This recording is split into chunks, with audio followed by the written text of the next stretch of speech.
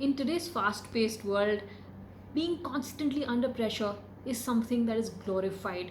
We look up to people who respond to emails at 4 in the morning, who talk about how little they've slept over the last 1 week, surviving on endless cups of caffeine, juggling multiple phones, multiple files.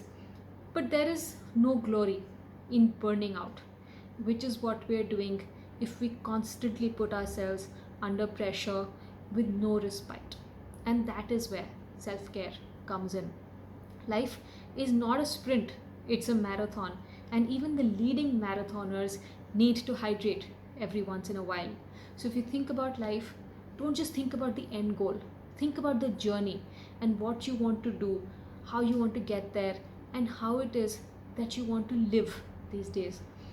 So it's time for us to relook at some of our priorities. What are the things that we're giving more importance to, more value to?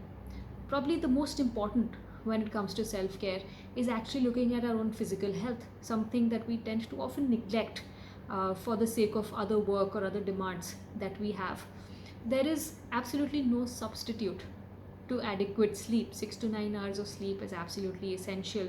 Having your meals on time, getting some physical activity, especially during this pandemic when a lot of us are confined to our homes. Make sure that you do some exercise that you enjoy, play a sport if you can, if the rules permit, do some stretching so that your joints and your muscles are fit to take on another day at those computer screens and those mobile phones. The next aspect is to reevaluate some of the relationships that we have. Which are our most important relationships, and how much time, how much energy are we investing in those?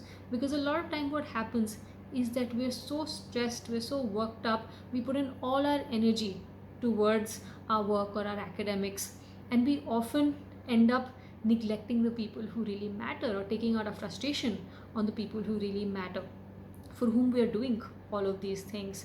So next time you find yourself dismissing someone you care about, ignoring someone you care about, or just not taking out the time, do take a moment to think about this. The third aspect of self care is doing something that you enjoy doing, and a lot of it I would recommend is doing some things offline which you would really enjoy doing, rather than mindlessly scrolling or looking at updates every break that you get. Do the things that you really enjoy, that really engage you.